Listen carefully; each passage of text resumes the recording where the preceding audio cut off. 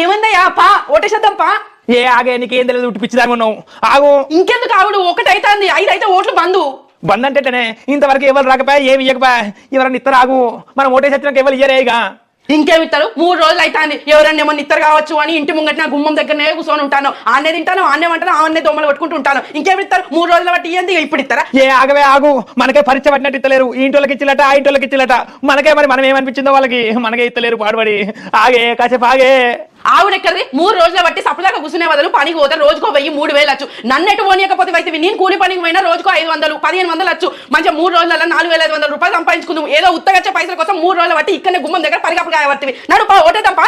అయ్యో అయితే ఎవరు పైసలు ఇయ్యరంటావా? అంటే పైసలు ఇచ్చిన వాళ్ళకి ఓటేస్తావా?